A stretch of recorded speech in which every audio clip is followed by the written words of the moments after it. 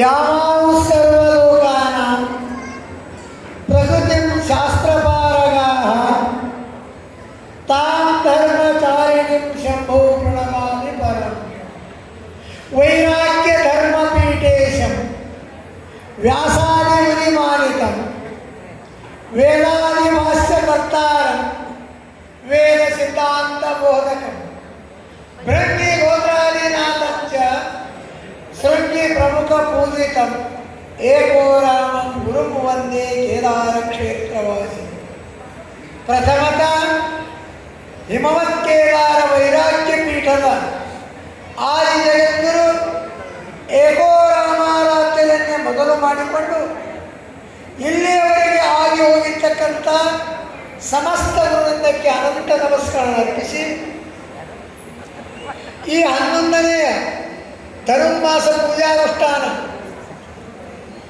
ಕೇದಾರ ಜಗದ್ಗುರುಗಳ ಪೂಜಾ ಸಮಿತಿಯ ವತಿಯಿಂದ ನಡೆಯಲಿರುವ ಈ ವರ್ಷದ 23ನೇ ಇಸ್ವಿಯ 11ನೇ ಕಾರ್ಯಕ್ರಮದ ಈ ಅಂಗವಾಗಿ ಇದೀಗ ಇಲ್ಲಿರುವ ಕಣ್ಣಕುಪ್ಪಿಯ ಸ್ವಾಮಿಗಳವರು ರುದ್ರಕರ ಸ್ವಾಮೀಜಿಯವರೇ ಹಾಗೂ ಇನ್ನುಳಿದ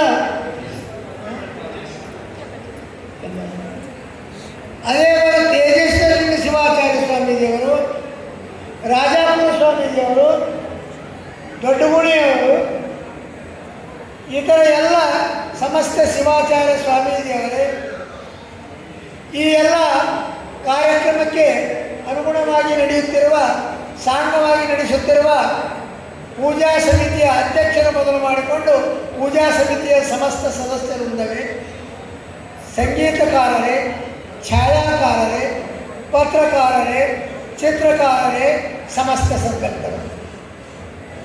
ಈಗ ನಾವು ಹೆಚ್ಚಿನ ಮಾತಾಡೋದಿಲ್ಲ, ಯಾಕಂದ್ರೆ 5 ಗಂಟೆ ನಿಮಗೆ ಕೂಡಿಸಿದ ಅನುಷ್ಠಾನ ಮಾಡಿರ್ತೀವಿ. ಮಕ್ಕಳಿಗೆ ಹೆಡ್ ಕ್ರಾಸ್ ಕೊಡೋದು ಬೇಡ. 5 ನಿಮಿಷ ಸಾಯಂಕಾಲ ಇವತ್ತೊಂದು ದಿವಸ ಅದು ಒದಗಿದೆ. ಸಾಯಂಕಾಲದಲ್ಲಿ ವಿಷಯ ಪ್ರತಿಪಾದನೆ. ಇದು 11 ವರ್ಷಗಳ ಕೆಳಗೆ ಮೊದಲ ಇದು ಪ್ರಾರಂಭವಾಗಿದೆ. ಆ 11 ವರ್ಷಗಳ ಕೆಳಗಡೆ ಯಾರಪ್ಪ ಅಂದ್ರೆ ಉಜ್ಜಯಿನಿ ಮಠರು ಇಲ್ಲ. ಈಗ ಉಜ್ಜಯಿನಿ ಮಠದ ಅಧ್ಯಕ್ಷರಾಗಿ ನಿಭಾಯಿಸಿದರು. ಮುಂದೆ ಆ ಬಿಜ್ಜಳಿ ನಾಗಣ್ಣವರು ಗೌರವಾಧ್ಯಕ್ಷರಾದರು. ಆಮೇಲೆ ಉಜ್ಜಯಿನಿ ಮಠ 2ನೇ ವರ್ಷ ನಾಗೇಂದ್ರ ಸ್ವಾಮೀಜಿಯವರು ನಿಭಾಯಿಸಿದರು. ಅವರು 2-3 ವರ್ಷ ಆದಮೇಲೆ ಈಗ ಶಿವಪ್ರಕಾಶ್ ಅವರು ಈ ಎಲ್ಲವನ್ನು ಕಾರ್ಯ ನಿಭಾಯಿಸ್ಕೊಂಡು ಬಂದಿದ್ದಾರೆ.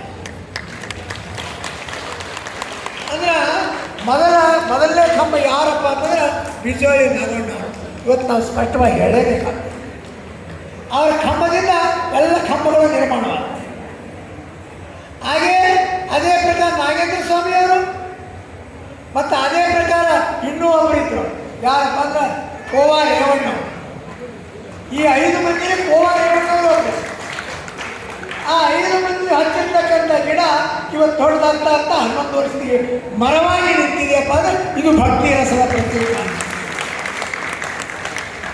ಕೋವಾ ರೇವಣ್ಣ ಇಲ್ಲೇ ಅಷ್ಟೇ ಅಲ್ಲ, ಇಲ್ಲಿ ಪಕ್ಕದಲ್ಲಿರೋ ಮಾಸ್ನಳ್ಳಿಯೂ ಕೂಡ ದೊಡ್ಡ ದೇವಾಲಯಗಳು ಪಲ್ಲಕ್ಕಿ ಉತ್ಸವದಿಂದ ಏನೋ ಅದನ್ನು ಪಾವನ ಮಾಡಿದರು. ಅವರ ಯಾವತ್ತೀವೆ ಸುಖಪ್ತೀವೆ ಋಣಕೃತ್ಮಾಕೃತಪ್ಪಿವೇತ ಭಸ್ಮಿ ಭೂತಸ್ಯ ದೇಯಸ್ಯ ಪುನರಾಗಮನ ಕೂತಾರೆ. ಎಲ್ಲಿವರೆಗೆ ನೀವು ಜೀವನದಲ್ಲಿ ಸುಖದಾಗಿದ್ದರು. ಯಾಕಂದ್ರೆ ಶರೀರ ಮತ್ತೆ ಬರುವುದಿಲ್ಲ. ಇರೋ ತನಕ ನೀವು ಏಟು ಕೊಟ್ಟರು ಬರುವುದಿಲ್ಲ. ನೀವು 80ನೇ ವರ್ಷದಾಗ ನನ್ನ ಶಕ್ತಿ ಬರಲಿ ನನ್ನ ಬರಲಿಕ್ಕೆ ಸಾಧ್ಯ ಇಲ್ಲ. ಜೀವ ಉಳಿಸ್ಬೋದು ಔಷಧಿಯಿಂದ, ನನ್ನ ಶಕ್ತಿ ಬರಲ್ಲ. ಆದರೆ ಆಮೇಲೆ ಇರಲ್ಲ.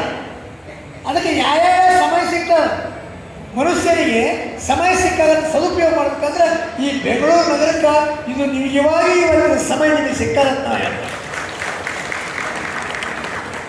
ಅದಕ್ಕೆ ಈ ಬೆಂಗಳೂರು ಮಹಾನಗರದಲ್ಲಿ ಮನುಷ್ಯ ಮಾತೃಋಣ, ಪಿತೃಋಣ, ದೇವರಿಣ, ಋಷಿಋಣ ಅಂದರೆ 5 ಋಣಗಳಿವೆ. ತಾಯಿಯ ಋಣ, ತಂದೆಯ ಋಣ, ಗುರುವಿನ ಋಣ, ದೇವರಿಣ, ಋಷಿಋಣ. ಅದು ತೀರಿಸಲೇಬೇಕು. ಅದ ಎಲ್ಲ ಮುಗಿದ ಯಾವುದರಿಂದ ಬರೋ ಸಮಾಜ ಋಣ. ಯಾವ ಸಮಾಜ ಜನ್ಮ ಕೊಟ್ಟಿದೆ ಸಮಾಜ ಋಣ. ನಾವು ಋಣದಾಗಿದ್ದೇವೆ. ಇವತ್ತು ಋಣ ಮುಕ್ತಾರೆ. ನಾವು ಈ ಸಮಾಜದ ಋಣದಾಗಿದ್ದೇವೆ. ಹೋದ ವರ್ಷ ಪೂಜೆ ಮಾಡ್ತೀವಿ ಅಂತ ಮಾಡಿಲ್ಲ, ಅದು ಋಣ ಇದೆ. ಆ ಋಣ ಮುಕ್ತ ಇತ್ತು 2 ದಿವಸ. ಮತ್ತು ಇದೇ ಪ್ರಕಾರ ದಾಸರಳ್ಳಿಗೆ ನಾಳೆಗೆ ನಾಡ್ದು 2 ದಿವಸ ಅಲ್ಲಿ ಹೋದ ವರ್ಷ ಹಿಡಿದಿದ್ದೆವು, ಅದನ್ನು ಋಣ ಮುಕ್ತ. ಆಮೇಲೆ 2 ದಿವಸ ಮೈಸೂರು 3-4 ಮೈಸೂರಿನಲ್ಲಿದೆ, ಅಲ್ಲಿದು ಆಗ್ತಾಯಿದೆ. ಮತ್ತು ಅದೇ ಪ್ರಕಾರ ಮುಂದೆ ಇದೀಗ ಹೇಳಿದ ಪ್ರಕಾರ ವಿಜಯಪುರ, ಬೆಂಗಳೂರು ಗ್ರಾಮಾಂತರ ಜಿಲ್ಲೆಯ ವಿಜಯಪುರದಲ್ಲಿ ಎಷ್ಟೋ ವೀರಭದ್ರ ದೇವತೆಗಳು ಅಲ್ಲಿ ಬರ್ತಾ ಇದ್ದಾರೆ. ದೊಡ್ಡ ಉತ್ಸವ, ನಮ್ಮ ಗುರುತಿರಲಿಲ್ಲ ಪಲ್ಲಕ್ಕಿ ಉತ್ಸವ. ಆದರೂ ಪಲ್ಲಕ್ಕಿ ಉತ್ಸವ ಸುಧಾ ಅವರು ಕೈಗೊಂಡಿದ್ದಾರೆ.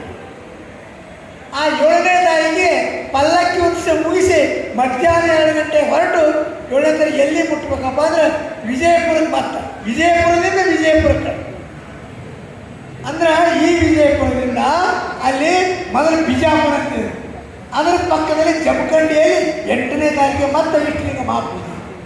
ಅಲ್ಲಿ ನಾನು ಮುಗಿಸ್ಕೊಂಡು ಮತ್ತೆ 10ನೇ ತಾರೀಕಿಗೆ ಮೈಸೂರು ನಗರ ಹಾಕ್ತಾರೆ. ಅಷ್ಟಿದ್ರೂ ಕೂಡ ಇದು ಹೇಗಾದ್ರೆ ನಮಗೆ ಯಾವಾಗ ತಲೆಯಲ್ಲಿ ಇರ್ತಾಯಿದೆ. ನಾವು ಸಂಕಲ್ಪ ಕೊಟ್ಟ ಮ್ಯಾಗ ವಿಕಲ್ಪ ಆಗಲ್ಲ. ಆ ವಿಘ್ನ ಬರೋದು ಆದರೆ ಪರಿಪೂರ್ಣ ಆಗಬೇಕು. ಅದಕ್ಕೆ 1 ವರ್ಷ ನಮ್ಗೆ ಚಿಂತೆ ಇತ್ತು, ಇವರಿಂದ ಇವ್ರು ಹಿಡಿದಾಗಿದ್ದೆವು, ಇದು ಯಾವಾಗ ತೀರ್ತಂತೆ. ಅದಕ್ಕೆ ಇದು ವಿಶೇಷ ಸಮಯ ತೆಗೆದು ಈ ವರ್ಷದ ದಿವಸ 2 ದಿವಸ ಪೂಜೆಯನ್ನು ಮುಗಿದಿದೆ. ಈಗ 4 ಗಂಟೆಗೆ ಉತ್ಸವ, 11 ವರ್ಷ ಇಟ್ಟರೆ ಅದು ಅವಶ್ಯಕತೆ ಇರಲಿಲ್ಲ. ಮತ್ತು ಸಂಜೆಗೆ 6 ಗಂಟೆಗೆ ಸಭೆ ಇತ್ತು, ಸಮಾರೋಪ ಸಭೆ ಮುಗಿದುಕೊಳ್ಳೆ ಮತ್ತೊಂದು ಸ್ಟೇಜ್ ನಾಳೆಗೆ ದಾಸರಳ್ಳಿ ಮುಗಿದುಕೊಳ್ಳೆ ಮೈಸೂರು. ನಮ್ಮ ಪ್ರತಿನಿತ್ಯ ಇವೆ. ಆದರೆ ನಿಮಗೆ 5 ಗಂಟೆ ಕೂತಿರುತ್ತೆ, ನಿಮಗೆ ನಾವು ತ್ರಾಸು ಕೊಡೋದಿಲ್ಲ, ನಮ್ಮ ನಡೀತಾ ಇದೆ. ಅದಕ್ಕೋಸ್ಕರವಾಗಿ ಇವತ್ತಿನ ದಿವಸ ಇದು ತೀರ್ಥ ಪ್ರಸಾದ ಏನು ಮಾಡ್ತಪ್ಪ ಅಂದರೆ ಶರೀರಕ್ಕೆ ಆಣವ ಬಳ, ಮಾಯ ಬಳ, ಕಾರ್ಮಿಕ ಬಳ 3 ಪ್ರಕಾರದ ಬಲಗಳಿರ್ತವೆ ಕೂಡ. ಅದೇ ಇದು ಇರ್ತವೆ. ಈ ಬಲಗಳಿರ್ತಾರೆ, ಅದು ನಾಶ ಆಗಬೇಕಾಯ್ತಂದ್ರೆ ತೀರ್ಥ ಮತ್ತು ಪ್ರಸಾದ. ಇದು ತೀರ್ಥ ಪ್ರಸಾದ. ನೀವು ಬ್ಯಾಂಕಿಗೆ ಹೋಗ್ತೀರಿ, ಚೆಕ್ ತೊಗೊಂಡು ಹೋಗ್ತೀರಿ, ಎಲ್ಲಿ ತನಕ ನಿಂತಿರ್ತೀರಿ? ಅಲ್ಲಿ ಚೆಕ್ ಕೊಟ್ಟು ಕೂಡ ಬರ್ತೀರಿ? ಇಲ್ಲ, ಏನು ಮಾಡ್ತೀರಿ? ಹಣ ತೊಗೊಂಡ್ಮ್ಯಾಗ ಬರ್ತೀರಿ. ಹಾಗೆ ಹಿಡ್ದಾಗ ಚೆಕ್ ಕೊಟ್ಟು ಕೂತೀರಿ. ಹಣ ಏನಪ್ಪ ಅಂದ್ರೆ ತೀರ್ಥ ಮತ್ತು ಪ್ರಸಾದ ಅನ್ನೋದೇ ನಿಮಗೆ ಹಣ ಆಯ್ತು ಪರಿಗಣಿಸಿ. ಮತ್ತು ಹಾಗೆ ಹೋದ್ರೆ ಮುಂದೆ ಬರೋ ಕಷ್ಟ ನಿಮ್ಮ ಚೆಕ್ ಹೋಗ್ಬಿಡ್ತಾರೆ, ಯಾರಿಗೆ ಹೋಗಿ ಜಮಾ ಆಗ್ತದೆ. ರಿಸರ್ವ್ ಬ್ಯಾಂಕಿಯಲ್ಲಿಂದ ಕಳ್ಳಗರಿಗೆ ಮಾತು. ಅದಕ್ಕೆ ಯಾರು ತೀರ್ಥ ಪ್ರಸಾದ ತೊಗೊಳ್ಳಂದ್ರೆ, ಯಾಕಂದ್ರೆ ಇಷ್ಟೆಲ್ಲ ಮುಂದಿದ್ದ ಫಲ ಏನಪ್ಪ ಅಂದ್ರೆ 1 ವರ್ಷ ಸ್ಕೂಲಿಗೆ ಹೋದಾಗ ರಿಸಲ್ಟ್ ಇರ್ತದೆ. ಒಂದು ಪರೀಕ್ಷೆ 3 ತಾಸಿತ್ತು, ಅದಕ್ಕೆ ಆನಂತರ ರಿಸಲ್ಟ್ ಸಿಗ್ತದಲ್ಲ. ನೀವು ಪರೀಕ್ಷೆ ಕೊಡಲಿಲ್ಲಪ್ಪ ಅಂತಂದ್ರೆ ಮತ್ತೊಂದು ವರ್ಷ ಕೊಡ್ಬೇಕಾಗ್ತದೆ. ಅದಕ್ಕೆ ಹಾಗಾಗಬಾರ್ದು. ಕೂತಿ ತೀರ್ಥ ಮತ್ತು ಪ್ರಸಾದ ಇಲ್ಲಿಗೆ ಅರ್ಥ ಮಾಡಬೇಡಿ. ಅದಕ್ಕೆ ತಂದು ಕೊಡ್ತಾ ಇದ್ದಾರೆ. ನಿಮಗೆ ನಾವು ಕೇದಾರದಿಂದ ಯಾಕೆ ಬಂದೇವಪ್ಪ ಅಂದ್ರೆ ನಿಮಗೆ ದರ್ಶನ ಕೊಟ್ಟು ನಿಮ್ಮ ಪಾಪ ಪ್ರಣಾಶನ, ನಿಮ್ಮ ಎಲ್ಲವನ್ನು ಪಾಪ ಹರಣವಾಗಲಿ, ಪರಮಾತ್ಮನ ಕೃಪೆಯಾಗಲಿ, ಜೀವನದಲ್ಲಿ ಮುಕ್ತಿ ಸಿಗಲಿ. ಮಾನವ ಧರ್ಮದಲ್ಲಿ ಮಾನುಷಂ ದುರ್ಲಭಂ ಪ್ರಾಪ್ತೋ ಸುಲಭೋ ಪುಣ್ಯ ಕರ್ಮಣ.